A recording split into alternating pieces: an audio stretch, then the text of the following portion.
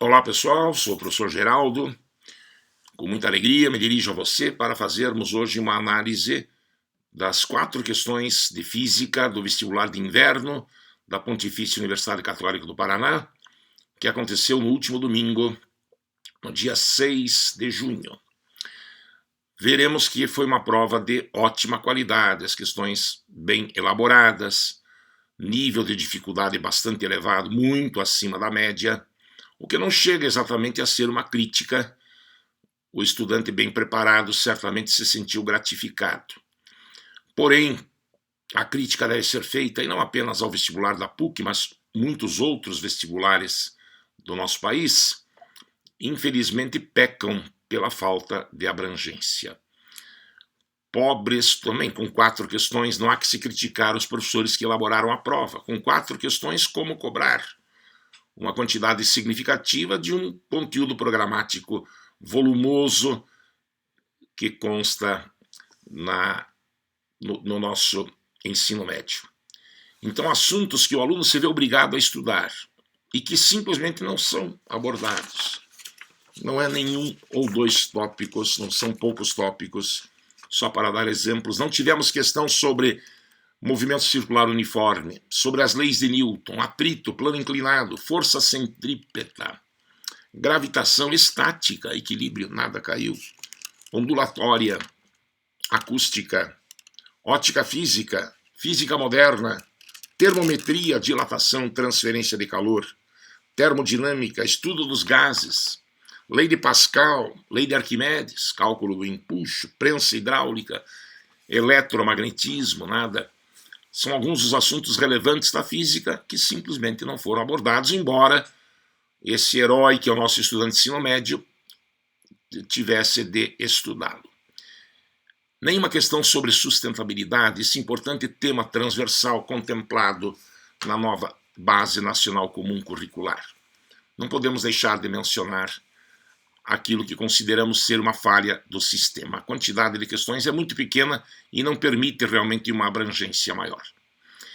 Mas a qualidade das questões foi indiscutível, o nível foi elevado, se o aluno não soubesse como bem encaminhar as questões. Então vamos analisá-las uma a uma. A questão de número 30 do vestibular da PUC, então, do último domingo, pedia o seguinte: é uma questão que vai envolver o conceito de índice de refração da luz e a definição de velocidade, além de fazer referência a um fenômeno que se tornou famoso no ano de 1958, quando o físico soviético Pavel Cherenkov recebeu o Prêmio Nobel de Física pela descoberta deste fenômeno que explicava uma cor azulada que aparecia em certos reatores nucleares. Vamos lá. Quando uma partícula eletrizada atravessa um meio com velocidade maior do que a velocidade da luz nesse meio. Aqui um comentário meu, fica intrigante, né? A gente frequentemente comenta que a velocidade da luz é insuperável de acordo com a teoria da relatividade. Esse é um dos postulados de Einstein. Esse fenômeno, essa descrição não ofende ao postulado de Einstein. A velocidade desta partícula eletrizada, você poderá ver, será maior do que a velocidade da luz no meio, que aqui vai ser a água.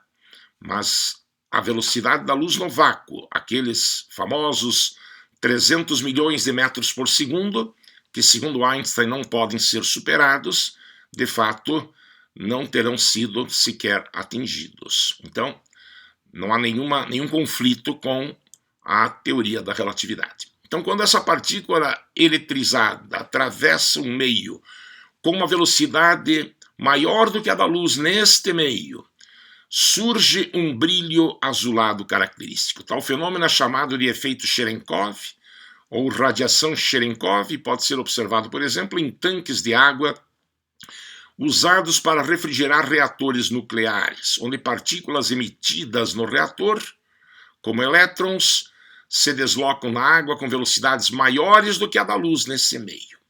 E aí ocorre algo parecido, se você for pesquisar, com com o avião supersônico, com a formação daquele cone de Mach, das ondas de choque atrás do avião. Apesar de que não precisamos abordar o assunto nesse nível, mas é algo parecido que ocorre. Considere, para efeito de simplificação, a radiação Cherenkov devida a elétrons que se movem em linha reta com velocidade constante. Sendo o índice de refração absoluto da água, chamamos de N na ótica, né? 4/3, e a velocidade da luz no vácuo 3 vezes 10 a oitava metros por segundo, para que o efeito Cherenkov ocorra, os elétrons devem percorrer no tanque uma distância de 9 centímetros num tempo inferior a quanto? Então veja como você deveria abordar a parte matemática desse problema. O índice de refração, aqui estão relacionados os dados do problema, vale 4/3. C é como se representa a velocidade da luz, 3 vezes 10 a oitava metros por segundo. O deslocamento a ser verificado pelos elétrons, 9 centímetros, o que transformado para o sistema internacional vai dar 9 vezes 10 a menos 2 do metro, dividindo por 100. O índice de refração é definido como a razão, desculpe aqui uma falha, C sobre V, né? C velocidade da luz no vácuo, deveria ser C aqui em cima e não V, perdão pela falha. Logo em seguida isso vem corrigido. E, portanto, isolando fica V igual a C sobre N. C a velocidade da luz no vácuo, 3 vezes 10 a oitava, dividido por 4/3, multiplicando invertido, vai dar 9 vezes 10 a 9 quartos vezes 10 a oitava metros por segundo. Essa é a velocidade da luz na água. Como você vê, 9 quartos é menor do que 3. A velocidade da luz na água, evidentemente, é menor do que no vácuo. E ainda que o elétron ultrapasse essa velocidade da luz na água, ele não deverá ultrapassar, não pode, né, a velocidade de 300 milhões de metros por segundo. Portanto, não há como às vezes pode parecer, pela leitura da primeira linha, alguma referência de ter se superado ao valor da velocidade da luz no vácuo. Esse permanece insuperável segundo as leis da física. A partícula, então, viajará na água com uma velocidade maior do que esta, né? Maior do que a da luz nesse meio, e isso provoca, se você estudar a fundo, vai entender melhor por que provoca aquela radiação azulada. Ora, então nós sabemos a velocidade mínima para que o efeito ocorra. Na verdade, ele deverá ser maior do que esta para que ocorra o efeito Cherenkov. Temos o deslocamento a ser verificado, podemos calcular o tempo pela definição de velocidade. V igual a ΔS sobre ΔT, definição de velocidade, né, distância sobre tempo.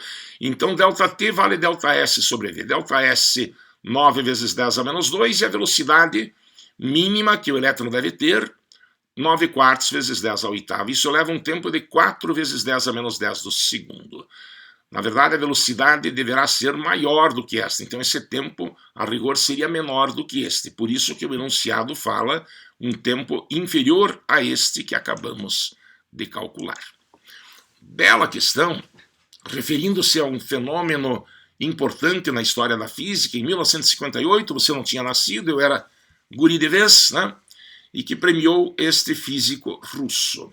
E também não podemos criticar tanto a dificuldade matemática, né? É só você saber o que é o N e a definição de velocidade. Correto? A grande crítica realmente fica por conta da pouca abrangência da prova. Vamos em frente. Essa, portanto, foi a questão de número 27. Vem aí a questão número 28, uma questão de eletrodinâmica. Vejo aqui pelo desenho. Considere o circuito elétrico mostrado na figura a seguir, composto por uma bateria ideal, de 12 volts, né, estamos vendo, 2 resistores de 2 e de 4 ohms e 2 capacitores com capacidades de 9 e de 3 microfarads, conectados por fios condutores de resistências elétricas desprezíveis. Estando os 2 capacitores completamente carregados, a energia potencial elétrica armazenada em C1 será de quantos microjoules? Eu vejo pelas alternativas. A primeira coisa é analisar qual vai ser o caminho que a corrente elétrica vai seguir nesse circuito. A corrente circulará, produzida, né, pela bateria, circulará pelo resistor de 2 ohms, Em seguida, encontra esse conjunto de capacitores em série colocados em paralelo com outro resistor. Você deve saber, isso é conceito básico no estudo dos capacitores, que pelo trecho onde estão os capacitores não passa a corrente elétrica. A função do capacitor é armazenar carga, não é de, por exemplo, provocar aquecimento quando dá passagem da corrente. Isso é função do resistor. Então a corrente circulará direto por R2, nada derivando para o ramo da direita. Se nós nos lembrarmos então da primeira lei de Ohm, URI, diferença de potencial igual a resistência vezes corrente, teríamos no caso 12 volts, a resistência equivalente do circuito teria de ser 6 ohms, isso vem de 2 mais 4, porque os resistores, é claro, estão em série. 12 dividido por 6, 2 amperes é a corrente que circula por aqui. Veja que o resistor de 4 ohms está colocado em paralelo com os dois capacitores, portanto deve ser produzida nos extremos do resistor, bem como nos extremos do conjunto de capacitores, a mesma diferença de potencial. Aplicando o URI, então, novamente, o R agora seria 4, a corrente que por ali circula, calculamos 2 amperes, você terá 8 volts nesse trecho, 4 vezes 2. E agora lembrar das propriedades da associação de capacitores. Você aprende na aula de capacitores que na associação em série as cargas são iguais, carga se exprime pelo produto de capacidade vezes diferença de potencial, é a famosa fórmula do Kiko, não é? Então Q1 fica C1, U1, Q2 fica C2, U2. Substituindo C1 e C2 pelos seus valores dados na figura, 9 U1 igual a 3 U2. Isolando vai dar U2 igual a 3 U1.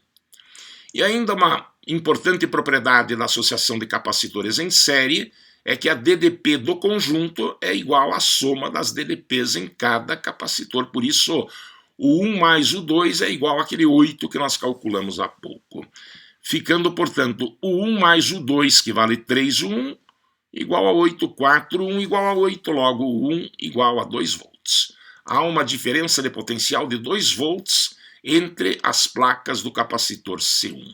E a energia potencial aí armazenada, para posteriormente ser utilizada ao se disparar um flash de máquina fotográfica, por exemplo. Ou mesmo o canhão do raio-x seriam exemplos de onde essa energia poderia ser utilizada. A gente aprende também que a energia potencial no capacitor calcula-se por Cu ao quadrado sobre 2. Tá? Espero que você esteja lembrado das propriedades da associação de capacitores. C1 vale 9 microfarad, por isso 9 vezes 10 a menos 6. O 1 a pouco deu 2. Né? O 1 a pouco deu 2. Cadê? Está aqui.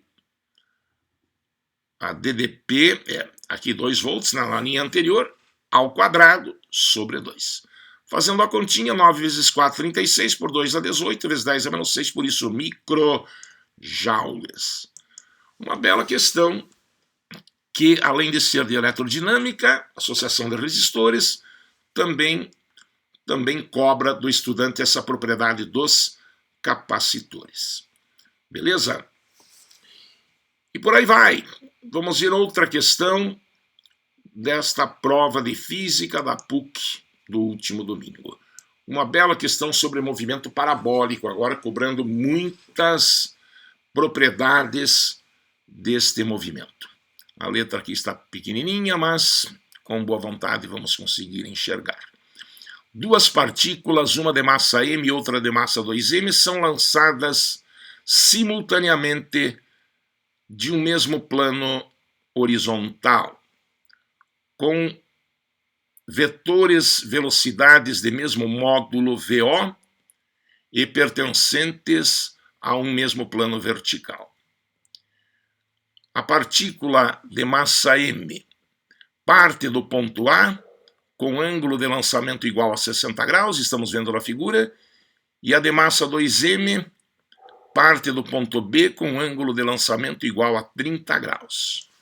As velocidades iniciais, portanto, têm módulos iguais, mas formam com a horizontal ângulos diferentes. O detalhe, gente, é que esses dois ângulos são complementares, 30 e 60 somam 90, né? Uma das propriedades curiosas a respeito do alcance que se obtém no lançamento oblíquo, tá? Você terá de saber disso nessa questão, é que para ângulos complementares os alcances são iguais. Ok? Já vamos ver por que isso é importante.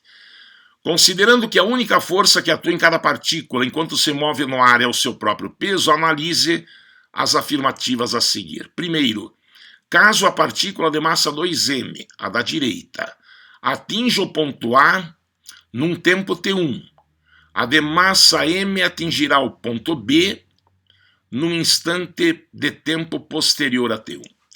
Eu afirmo que essa afirmação é verdadeira, pois a componente horizontal da velocidade, aquela que a gente usa para calcular o alcance, não é preciso calcular o alcance, mas a componente horizontal da velocidade é calculada por VO cosseno do ângulo, né?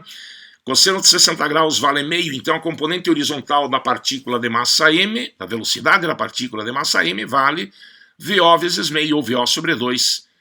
Esse valor é menor do que a componente horizontal da velocidade da outra partícula, até pelo tamanho do vetor aqui já dava para desconfiar disso. Sim, porque a VO2x seria então VO cosseno de 30. Cosseno de 30 é raiz de 3 sobre 2. Essa segunda é maior que a primeira.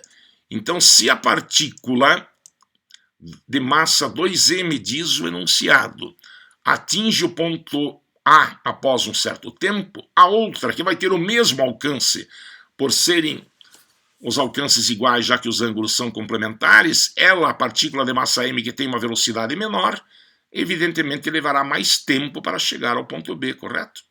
Portanto, ela chegará lá no instante posterior a t1. Bastaria, portanto, para efeito desse item, analisar o movimento ou os movimentos na direção horizontal. Segunda afirmação, a energia cinética da partícula de massa 2m, quando atinge a altura máxima, lá em cima, corresponde ao valor da energia cinética da partícula de massa m em sua altura máxima, também multiplicada por 6. Nesse caso, você teria de lembrar que na altura máxima, a componente vertical da velocidade é nula. Lembra, a partícula já não está mais subindo e nem começou a descer, porque ela chegou na altura máxima, e a velocidade que resta é a componente horizontal, não é? Aquela que nós calculamos há pouco e que vale para as duas.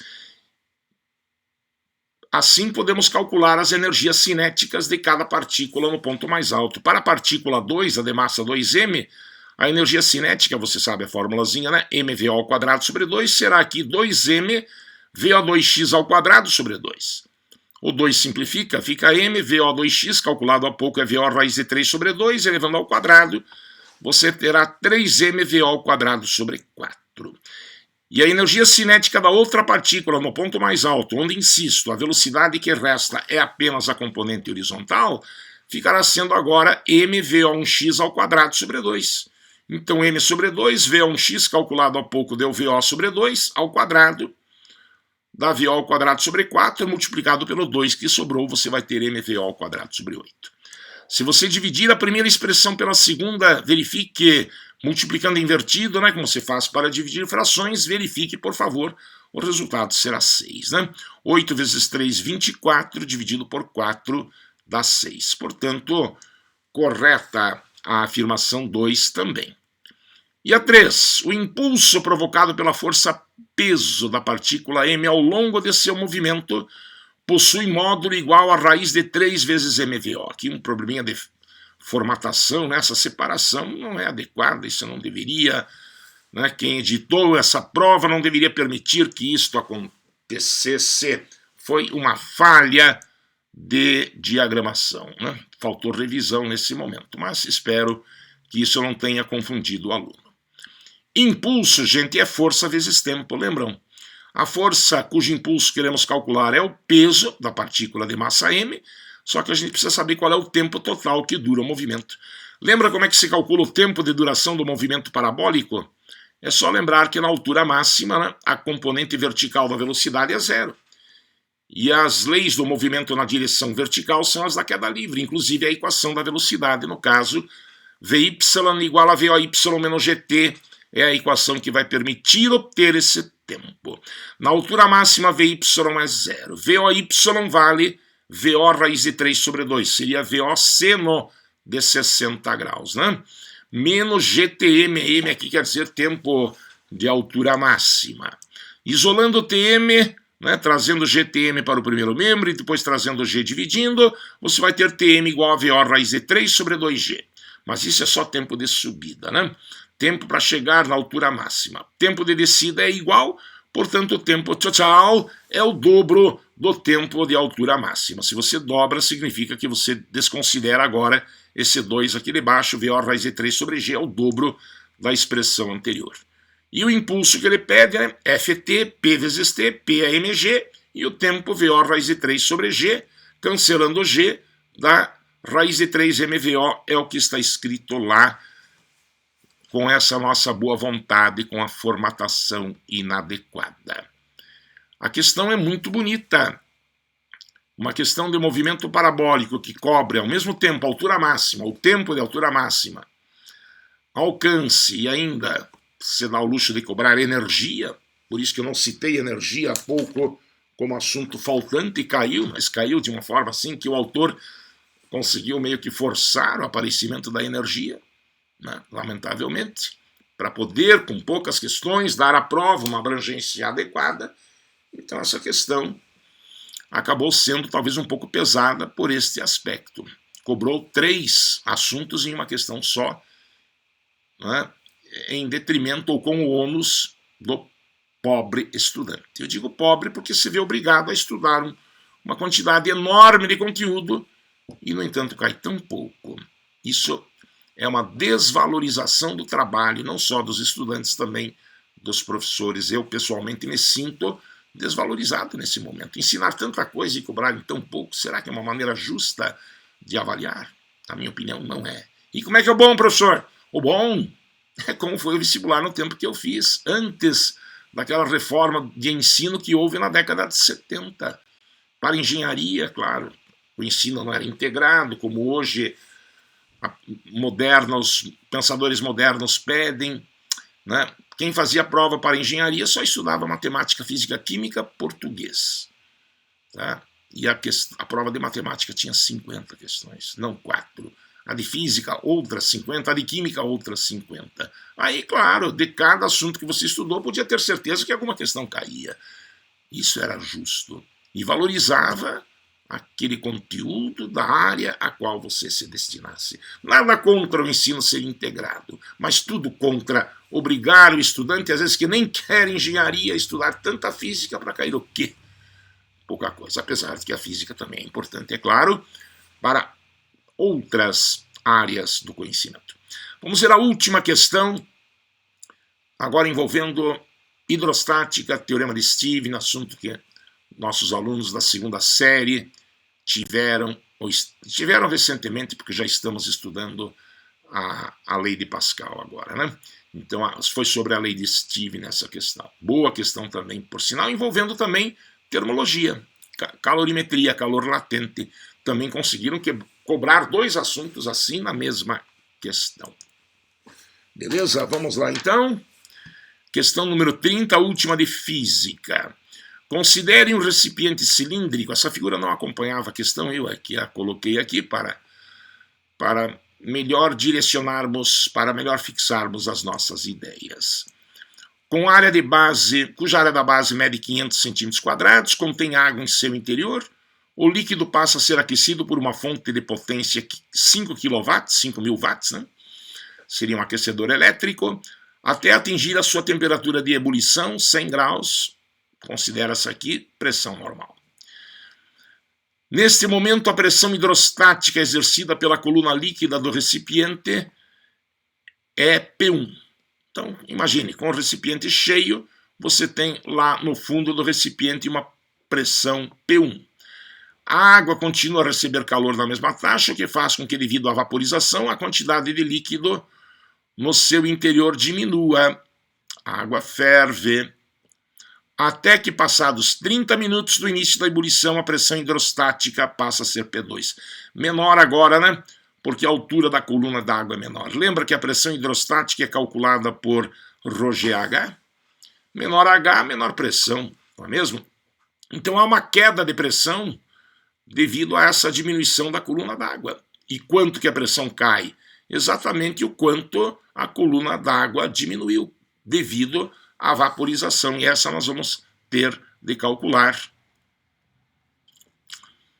Considerando que a partir do instante em que a água atinge a sua temperatura de ebulição, todo o calor fornecido pela fonte foi utilizado na sua vaporização, quer dizer, nada para aquecer o recipiente ou o ar, e as dilatações térmicas sofridas pela água e pelo recipiente, vamos também desprezando essas dilatações, a diferença entre os valores de P1 e de P2. Era P1 que você tinha no início com o recipiente cheio, menos o que você terá no final. ρGH, onde H é a altura da coluna líquida, que no caso foi perdida. Aqui eu estou relacionando os dados do problema, independente da pergunta, é sempre bom ir escrevendo o que ele forneceu. Área da base 500 cm², potência de 5 kW, 5.000 watts, e já encaminho a resolução. Potência, por definição, é energia por tempo, né? Para um aquecedor elétrico, define-se a potência como o calor fornecido na unidade de tempo. Por isso, o calor vale 5.000 vezes T, que passa multiplicando. O tempo é de 30 minutos. 30 minutos eu multipliquei por 60, porque cada minuto tem 60 segundos. Assim estaremos no sistema internacional. Esta conta vai dar, confira, 9 milhões de joules que a água receberá e ferverá, não integralmente. Pela conhecida equação Q-mole, que é igual a ml, calcularemos a massa de água que ferve. O calor seria 9 milhões de joules, a massa não sabemos, e o calor latente de vaporização seria de... Ele foi fornecido aqui 2.250 kJ por quilograma. 2.250.000, tá? Vezes M, assim a massa poderá ser calculada. Se você isolar o M, passar esse 2.250.000 dividindo, vai ter 4 kg de água que teriam vaporizado nesses 30 minutos.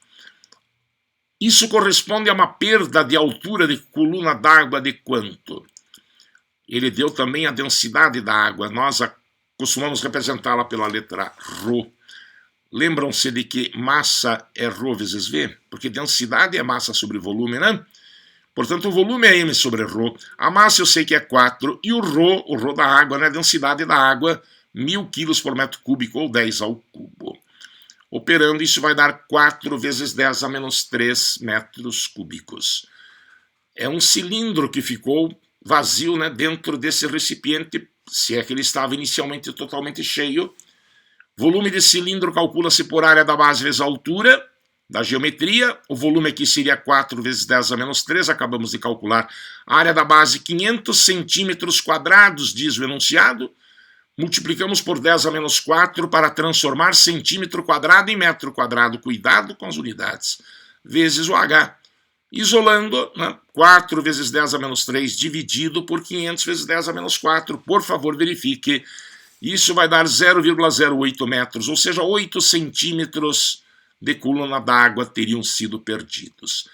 E a pressão que esses 8 centímetros exerciam antes e agora não exercem mais, vem a representar a queda de pressão, né? A diferença entre a velha e a nova pressão. ρGH de acordo com a lei de Stevin.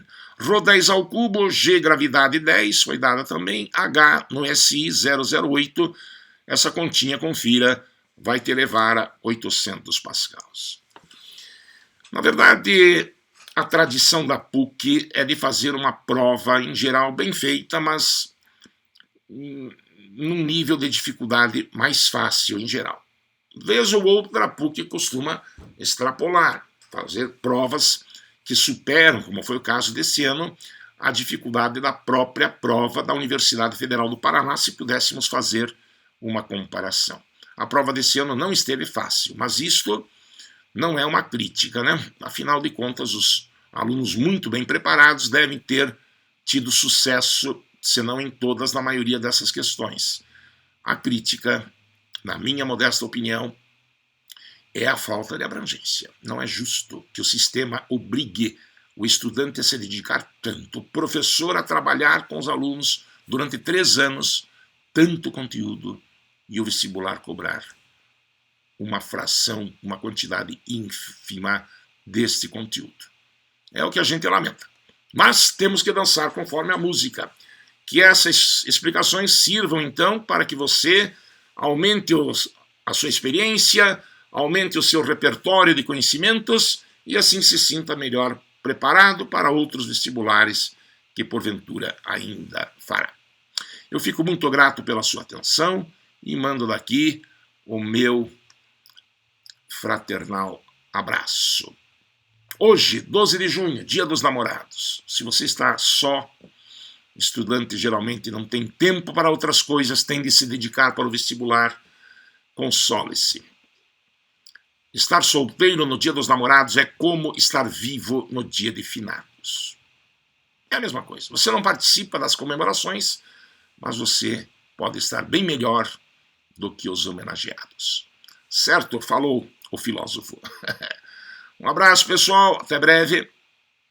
Essa filmagem foi feita em especial para a simpaticíssima professora Elisa Azevedo, a madrinha da Serena, da nossa Rottweiler, e também especialmente dedicada ao Lucas e ao Luigi, grandes coxas brancas. Um forte abraço a vocês três também. Até mais.